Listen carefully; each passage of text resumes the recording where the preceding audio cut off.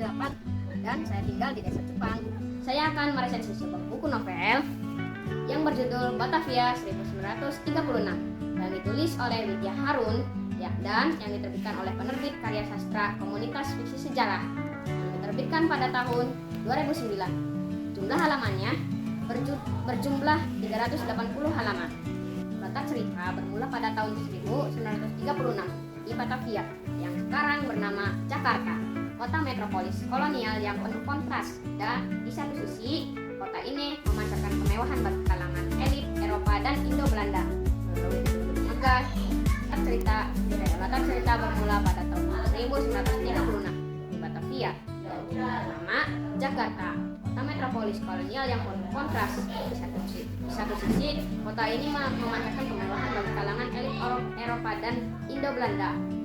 Namun, di sisi yang lain, pemukiman pribumi atau kampung hidup dalam keterbatasan di bawah pengawasan ketat kepolisian kolonial atau polisi. Narasi berfokus pada dua tokoh utama dengan latar belakang sosial budaya yang bertolak belakang, yaitu satu, William Vanderbilt, seorang pemuda keturunan Indo-Belanda yang bekerja sebagai jurnalis muda di surat kabar berbahasa Belanda. William terpecah antara loyalitas pada garis keturunan bangsawan Belandanya dan rasa simpatinya terhadap penderitaan rakyat pribumi. 2. Siti Ningram, seorang wanita pribumi terpelajar, putri dari seorang guru sekolah dasar yang aktif dalam gerakan literasi rakyat. Ningram memiliki pemikiran kritis yang melampaui zamannya, menolak batasan-batasan kaku yang dibebankan pada perempuan pribumi saat itu. Takdir mempertemukan mereka dalam sebuah peristiwa unjuk rasa damai para buruh dan intelektual muda di kawasan Pasar Senen. Hubungan mereka berkembang dari sekadar pertukaran pemikiran menjadi ikatan emosional yang mendalam. Keberadaan mereka terancam. Puncak konflik terjadi ketika dilema antara keselamatan pribadi, loyalitas ras, dan kesetiaan pada kebenaran menurut sebuah keputusan yang membekas panjang hayat. Kelebihan novel ini yaitu riset sejarah yang sangat detail dan presisi.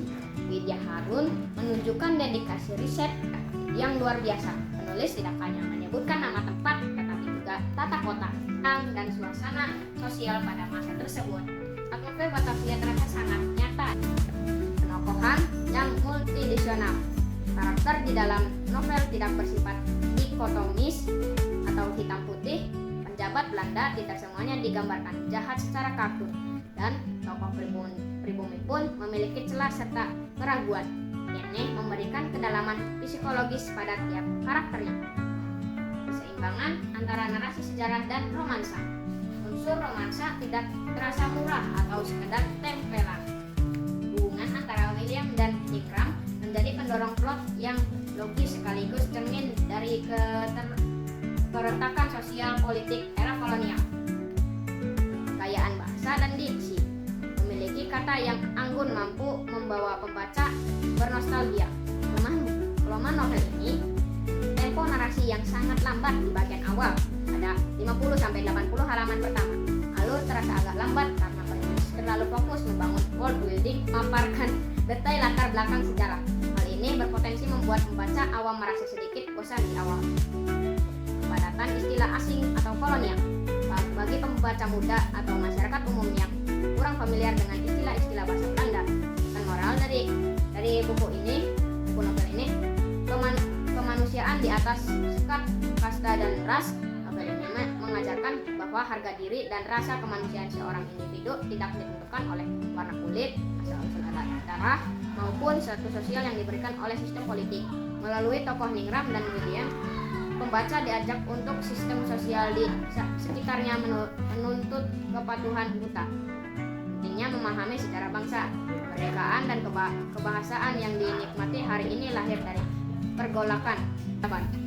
Kesimpulannya, novel Batavia 1936 karya Widya Harun merupakan sebuah karya fiksi sejarah yang sangat matang, elegan, dan berbobot. Secara keseluruhan, novel ini berhasil menciptakan tujuannya sebagai karya sastra yang menghibur sekaligus mengedukasi. Sekian resensi dari saya. Wassalamualaikum warahmatullahi wabarakatuh.